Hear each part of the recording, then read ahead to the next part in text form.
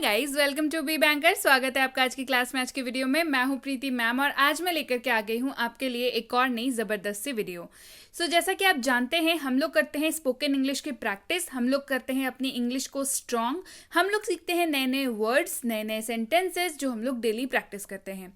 आज की जो वीडियो है वो है बेस्ड ईडियम्स एंड फ्रेजेस के ऊपर। मुझे पता है आपने ये नाम ज़रूर सुना होगा, लेकिन इसका इस्तेमाल जो है वो बहुत इंपॉर्टेंट है, इसका मीनिंग जानना बहुत इंपॉर्टेंट है। नहीं तो बेसिकली आप ये समझिए कि इडियम्स एंड फ्रेजेस जो होते हैं वो आप अपनी लैंग्वेज को स्टैंडर्ड दिखाने के लिए करते हैं, ठीक है। मतलब कि आपको भाई बड़े अच्छे से अंग्रेजी आती है एंड आप बड़े बढ़िया तरीके से जो है आप अंग्रेजी को बहुत ही सुसज्जित तरीके से उस भाषा को बोल लेते हैं। पर प्रॉब्लम वहाँ पे आती है कि जब आपको एक इडियम या फ्रेज आप कुछ भी अगर यूज़ कर रहे हैं, उसका अगर एग्जैक्ट मीनिंग ना पता हो, उसका इस्तेमाल ना पता हो, तो यही इडियम और फ्रेज आपके मजाक उड़ने का कारण भी बन सकता है। जी हाँ, तो ऐसा ना करें, मजाक उड़ाने का कारण ना बनाएं, खुद भी देखें, दोस्तों को भी शेयर करें, वीडियो पसंद आए तो लाइक करें। और कैसी लगी वीडियो, ऐसी और वीडियोस चाहिए नहीं चाहिए, इसके बारे में कमेंट ज़रूर करें। थोड़ी सी डिफ़िकल्ट जैसी पहले लगती है ये चीज़ें, पर मैं इसको बिल्कुल आसान तरीके से लेकर के आई हूँ। हम लोग सीखेंगे लाइव एग्जाम्पल से, यानी कि हमारे डे टू डे लाइफ में जो भी चीज़ें होती हैं उनके रेफरेंसेस से सीखेंगे, चीज़ें बन जाएंगी बहुत ज़्यादा आसान। तो बिना किसी देरी करते हुए चलिए जल्दी से शुरू करते हैं आज की वीडियो। उसके पहले अगर आप हमारे चैनल पर नए हैं तो आप कर सकते हैं हमारे चैनल को सब्सक्राइब। चैनल सब्सक्राइब करते वक्त बेल आइकॉन को दबाना बिल्कुल मत भूलिएगा, ताकि आप हमारी कोई भी लेटेस्ट अपलोड मिस ना करें। साथ ही साथ आप हमसे जुड़ सकते हैं सीधे सीधे इस व्हाट्सएप नंबर के जरिए हमारे व्हाट्सएप पे। आप कर सकते हैं हमें follow Facebook, Instagram, Telegram, Twitter, TikTok, hello, सारी की सारी सोशल मीडिया साइट्स पर। तो चलिए जल्दी से शुरू करते हैं आज की वीडियो। सबसे पहला जो फ्रेज है आज, सबसे पहला जो हमारा मैं लेकर के आ गई हूँ इडियम्स एंड फ्रेजेस, दोबारा मैंने बता दिया। तो सबसे पहला जो हमारे पास है वो है एट एनी मोमेंट, यानी कि किसी भी पल। एट एनी मोमेंट यानी कि किसी भी पल। They can arrive here at any moment, वे किसी भी क्षण यहां पहुंच सकते हैं। They can arrive here at any moment, वे किसी भी क्षण यहां पहुंच सकते हैं। हाई टाइम यानी कि सही समय, एकदम सटीक समय, उसी वक्त, high time. It is high time to take action, कार्रवाई करने के लिए यह सही समय है। It is high time to take action, कार्रवाई करने के लिए ये सही समय है। Give and take, give and take है ना, इस हाथ दे उस हाथ ले। आसान भाषा में कहें तो आदान प्रदान है ना। ये वाला जो है हम लोग लोकल लैंग्वेज में हम लोग ऐसे यूज करते हैं ना, इस हाथ दे उस हाथ ले काइंड ऑफ, जिसको इंग्लिश में कहते हैं give and take. There is always a give and take in life, जीवन में हमेशा इस हाथ दे उस हाथ ले ऐसा ही होता है ना। There is always a give and take in life. Hotch potch, इसको क्या पढ़ते हैं, ध्यान से सुनिएगा, हॉच पॉच इसको पढ़ते हैं, ठीक है। इसका मतलब होता है गोलमाल करना, गड़बड़ करना। यू ऑलवेज डू हॉच पॉच, आप हमेशा गोलमाल करते हैं, आप हमेशा गड़बड़ करते हैं। यू ऑलवेज डू हॉच पॉच, आप हमेशा गोलमाल करते हैं। गिव अप यानी कि हार मान लेना, गिव अप यानी कि हार मान लेना। You should not give up very easily, आपको बहुत आसानी से हार नहीं माननी चाहिए। You should not give up very easily, आपको बहुत आसानी से हार नहीं माननी चाहिए। जैसे कि आप ये वीडियो देख रहे हैं, इसका मतलब है आप अंग्रेजी सीखना चाहते हैं और आप आसानी से गिव अप नहीं करने वाले हैं, है ना। तो हमने क्या यूज किया, गिव अप, यानी कि आसानी से हार नहीं मानने वाला। डे टू डे यानी कि रोजाना या दैनिक, रोजमर्रा की बात, day to day. I have a lot of problems in my day-to-day life. मुझे अपने दैनिक जीवन में बहुत सारी समस्याएं हैं। I have a lot of problems in my day-to-day life. मुझे अपने दैनिक जीवन में बहुत सारी समस्याएं हैं। Ins and outs, अंदर बाहर, ins and outs. I know all his ins and outs. मुझे उसकी सारी जानकारी है, मतलब उसको हम अंदर बाहर तक जानते हैं, अंदर बाहर से जानते हैं, ठीक है। I know all his ins and outs, मुझे उसकी सारी जानकारी है। अप्स एंड डाउन्स, उतार चढ़ाव। All ups and downs are part of life, सभी उतार चढ़ाव जीवन का हिस्सा है। All ups and downs are part of life, सभी उतार चढ़ाव जीवन का हिस्सा है। गुडी गुडी यानी कि अच्छा होने का दिखावा करना, इसको हम लोग साथ ही में पढ़ते हैं, दोनों वर्ड्स को रिपीट करके। गुडी गुडी यानी कि अच्छा होने का दिखावा करना। Don't act so goody goody in front of me, मेरे सामने अच्छा होने का दिखावा मत करो। Don't act so goody goody in front of me, मेरे सामने अच्छा होने का दिखावा मत करो। ऑल इन ऑल यानी कि सब मिलाकर या कुल मिलाकर। All in all it was a good trip, तो सब मिलाकर यह एक अच्छी यात्रा थी, या फिर कुल मिलाकर कहें तो यह एक अच्छी यात्रा थी। All in all it was a good trip, कुल मिलाकर या सब मिलाकर यह एक अच्छी यात्रा थी। फेस टू फेस यानी कि आमने सामने, face to face. Go and talk to them face to face, जाकर उनसे आमने सामने बात करो। Go and talk to them face to face, जाकर उनके सामने आमने सामने बात करो। आस्क फॉर ट्रबल, मुसीबत को बुलावा देना या मुसीबत मोल लेना, मुसीबत को बुलावा देना या मुसीबत मोल लेना। To talk to him is like to ask for trouble, उससे बात करना मुसीबत को बुलावा देना है। To talk to him is like to ask for trouble, उससे बात करना मुसीबत को बुलावा देना है। इन ब्रॉड डे लाइट, दिन दहाड़े या दिन के उजाले में। In broad daylight. The bank was robbed in broad daylight, दिन के उजाले में बैंक लूट लिया गया या दिन दहाड़े बैंक से चोरी हो गई। The bank was robbed in broad daylight. Break the ice यानी कि चुप्पी तोड़ना या पहल करना। Break the ice. It is always good to break the ice and start fresh, चुप्पी तोड़ना और नए सिरे से शुरुआत करना हमेशा अच्छा होता है। It is always good to break the ice and start fresh, चुप्पी तोड़ना और नए सिरे से शुरुआत करना हमेशा अच्छा होता है। अंडर द सन यानी कि लगभग सब कुछ या बहुत कुछ। She can talk about all the things under the sun, वो लगभग सारी चीजों के बारे में बात कर सकती है। ऐसे होते हैं ना लोग हमारे लाइफ में जिनसे आप किसी भी टॉपिक पे बात कर लीजिए। They have all the things under the sun, यानी कि उनके पास सारी चीजों के बारे में बात करने की नॉलेज होती है। She can talk about all the things under the sun, वो लगभग सारी चीजों के बारे में बात कर सकती है। लीव नो स्टोन अनटर्न्ड यानी कि कोई कसर नहीं छोड़ना। Leave no stone unturned. We will leave no stone unturned for success, हम सफलता के लिए कोई कसर नहीं छोड़ेंगे। We will leave no stone unturned for success, हम सफलता के लिए कोई कसर नहीं छोड़ेंगे। तो हम लोग अंग्रेजी सीखने के लिए क्या करेंगे?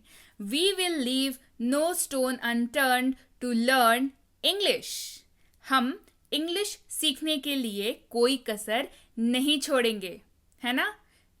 आप इस सेम लाइन को कमेंट सेक्शन में लिखिए, हिंदी में भी और इंग्लिश में भी, तो ये फ्रेज तो हमें फटाक से याद हो जाएगा। We will leave no stone unturned to learn English, हम अंग्रेजी सीखने के लिए कोई कसर नहीं छोड़ेंगे। चलिए बढ़ते हैं आगे। एट फर्स्ट साइट यानी कि पहली नजर में। At first sight I thought it was Rohan, पहली नजर में मुझे लगा कि ये रोहन है। At first sight I thought it was Rohan, पहली नजर में मुझे लगा कि यह रोहन है। A matter of life and death, जीवन और मृत्यु का मामला, यानी कि बहुत इमरजेंसी सिचुएशन, क्योंकि both the things are very emergency. Like किसी कोई पैदा होता है तो वो भी एक इमरजेंसी होती है, बिकॉज मेडिकल इमरजेंसी हो जाती है कि कुछ भी हो सकता है, और किसी की डेथ होती है तो वो भी इमरजेंसी होती है। So a matter of life and death. Don't call me unless it's a matter of life and death, जब तक जीवन और मृत्यु की बात ना हो मुझे मत बुलाना। Don't call me unless it's a matter of life and death.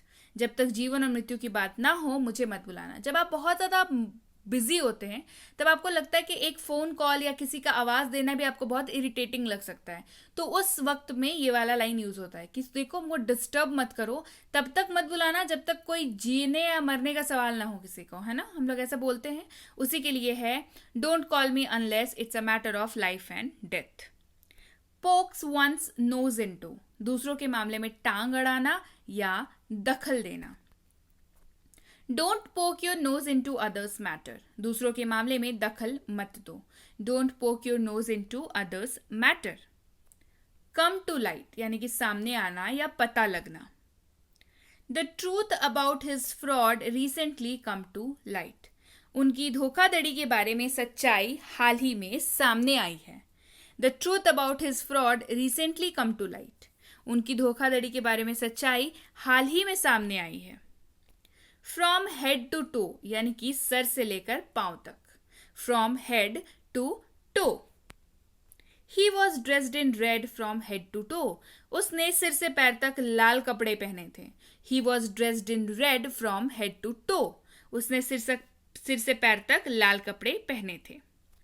Learn the hard वे, कठिन अनुभवों से सीखना। लर्न द हार्ड वे।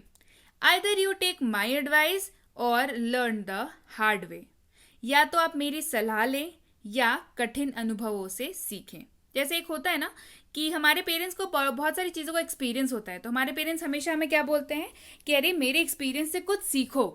लेकिन हम लोग क्या करते हैं, हमें हमेशा करना होता है लर्न द हार्ड वे, है ना, मैंने हमें हमेशा अपने अनुभवों से सीखना होता है, राइट। तो यहाँ पे इसी के लिए इसको यूज़ किया जाता है। Either you take my advice or learn the hard way, या तो आप मेरी सलाह लें या कठिन अनुभवों से सीखें। स्पीक हाईली ऑफ यानी कि तारीफ करना। He always speaks highly of his wife, वो हमेशा अपनी पत्नी की तारीफ करता है। He always speaks highly of his wife. Speak ill of यानी कि बुराई करना। Do not speak ill of others, दूसरों की बुराई ना करें। Do not speak ill of others, दूसरों की बुराई ना करें।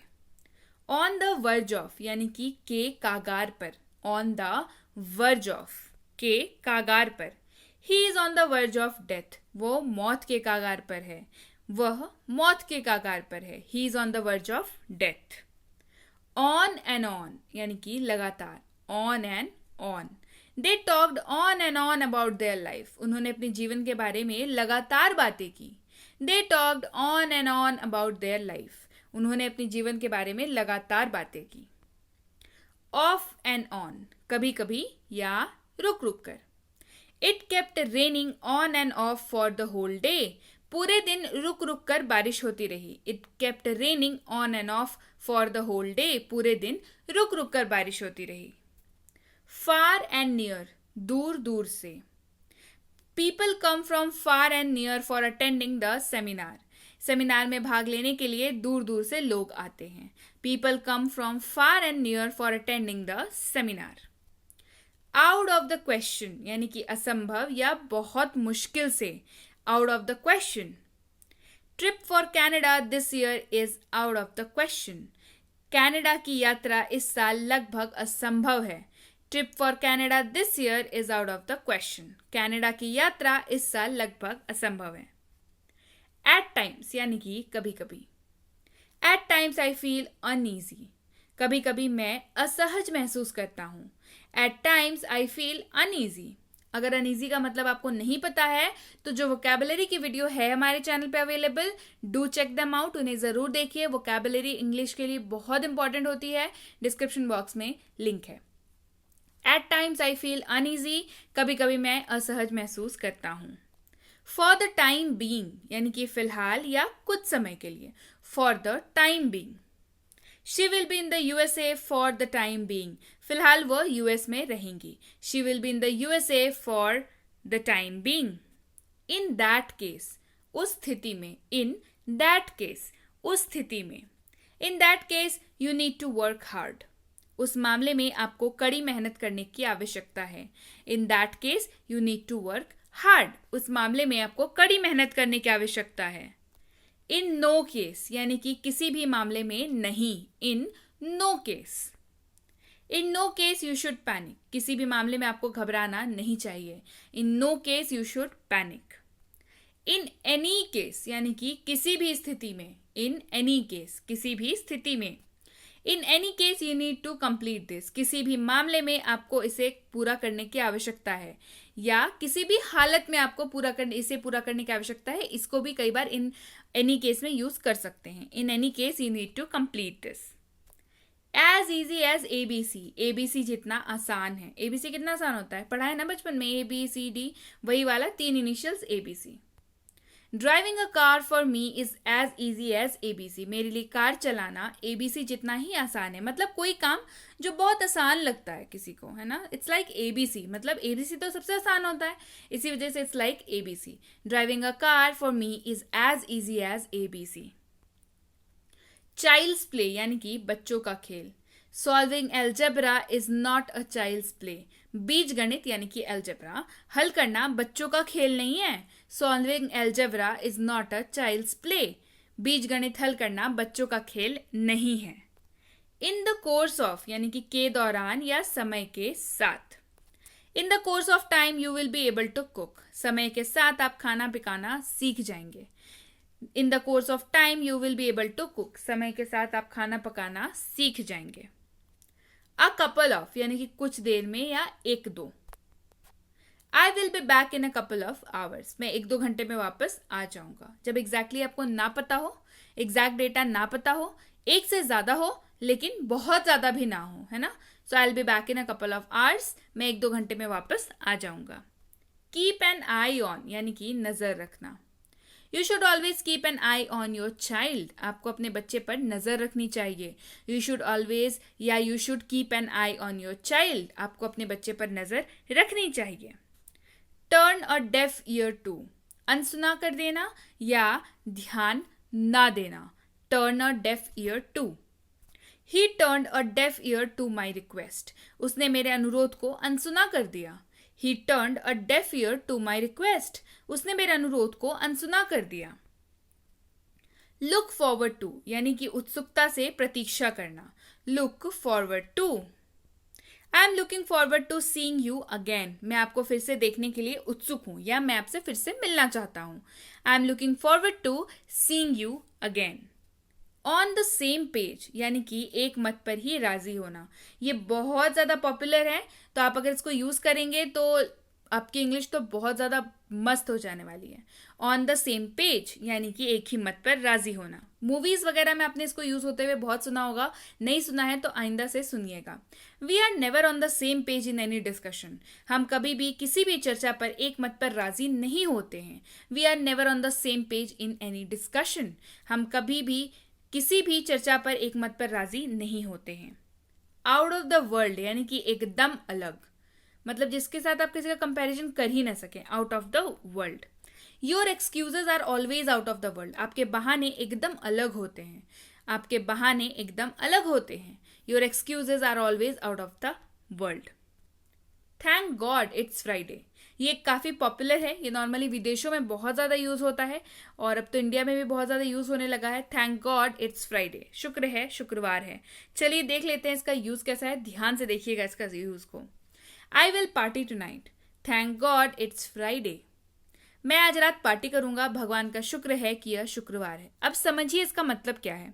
इसका मतलब ये है कि जब आपके पास थोड़ा लंबा समय हो फ्री, है ना, जब आप थोड़ा ज़्यादा फ्री हो, जब आपको जो मंडे ना हो, मंडे क्या होता है, ऑफिस जाना होता है ना, मंडे क्या होता है, ऑफिस जाना होता है। तो जब आप किसी फ्री चीज़ को डिनोट करना चाहते हैं तो हम लोग क्या बोलते हैं, thank God it's Friday, thank God it's Friday. Catch someone's eye, किसी का ध्यान आकर्षित करना। He always wears clothes that catches someone's eyes, वो हमेशा ऐसे कपड़े पहनता है जो किसी का ध्यान आकर्षित करता हो। He always wears clothes that catches someone's eye. Cry your eyes out, खुलकर रोना, खुलकर अपने आप को व्यक्त करना। You can always cry your eyes out in front of me, आप हमेशा मेरे सामने खुलकर रो सकते हैं। You can always cry your eyes out in front of me. आप हमेशा मेरे सामने खुलकर रो सकते हैं.